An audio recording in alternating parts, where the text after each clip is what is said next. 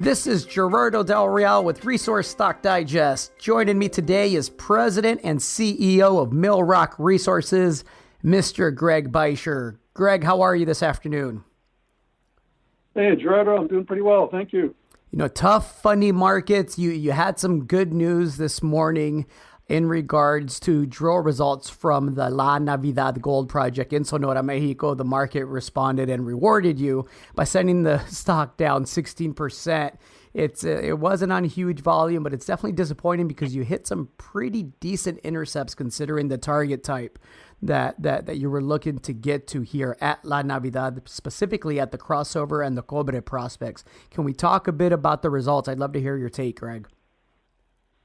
Yeah, sure. I mean, they are pretty good results. You know, in this part of the world, half a gram of gold per ton of rock is actually ore grade. So, you know, when you've got things like 14 meters of 1 gram gold or 10 meters of 1.8 grams per ton gold, you know, that's pretty good. And there was one intersection, 64 meters of over half a gram, though there's some multiple interpretations. We could have possibly drilled down a more vertical structure there. But, yeah, you know, the grade is good and the thickness is not bad, I would say. Of course, we'd love to see 60-meter thick intersections across the board and know for sure then that everything is cohesive and ties together between the sections that we drilled. But we don't know that.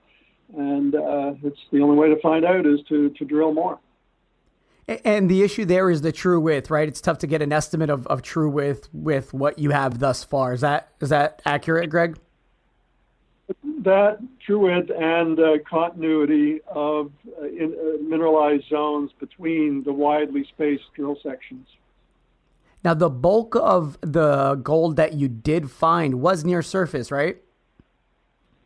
Yeah, it's all relatively close to surface and in fact, partially outcrops. And that's how we found it to begin with by soil sampling. So, you know, the favorable rock units that host the gold are in places exposed at surface.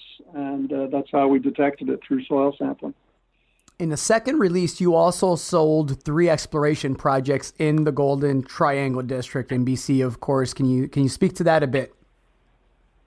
Yeah, sure can. And we've worked long and hard on this transaction, Gerardo. And you recall the history. Millrock bought up these projects in the darkest days in November of 2015. At the very bottom of the market. And I think, you know, we got the projects at a very, very good price at the time. We've moved them along slowly, but we've been wanting to roll them into another junior company and find the right management team. A team that has high level of technical expertise, but that also would follow the same generative exploration model that Millrock follows and follow it just as closely. So we found that team, and in fact, they have brought their own projects to the company that is called Sojourn Exploration. So they will begin managing that company. They'll bring their projects, and they'll utilize Millrock's projects to form the nucleus of a well-financed, brand new BC-centric prospect generator company. And already they're getting calls from major mining companies that are interested in not just Millrock's properties, but their properties as well. So I know they'll be very successful on execution of the model. And technically just can't be beat in terms of their knowledge base for British Columbia. Now, the immediate benefit to Millrock shareholders is that Millrock will now own approximately 19.9% of Sojourn shares. Is that correct? That's it, yeah. And, you know, if they're only valued at 10 cents today, but if they make a big discovery, those shares become quite valuable.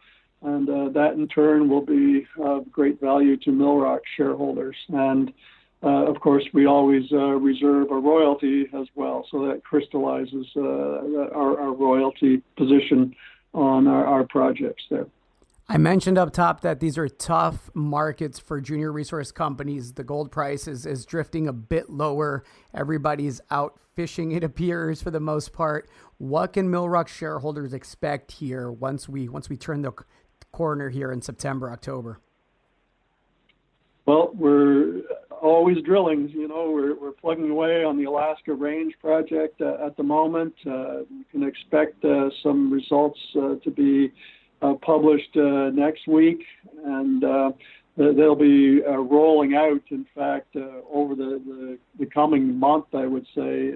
And so every few holes that are received are meant to be released, and we're lining up for further drilling in Mexico. So, there's lots of potential catalysts for the company, and it sure would be nice to have some upward momentum with a favorable market, but it's not there right now, that's for sure. Sounds good, Greg. Well, as things kind of materialize, I hope to have you back on and we kind of go over the details once you finalize. I know that the next step as far as La Navidad goes is likely to talk with your partner, Centerra, and see what's next there. And then I imagine you'll be looking at some of the other projects to potentially drill out. Would that be correct? Yep, that's it. And, we've had quite a few site inspections by other companies on our various projects, both in Alaska and Sonora and in New Mexico, for that matter. So, I'm hopeful. I believe that we'll soon have some new funding partnerships materialize. Fantastic. Greg, thank you very much for your time. I appreciate it. My pleasure, Gerardo. Talk to you again soon.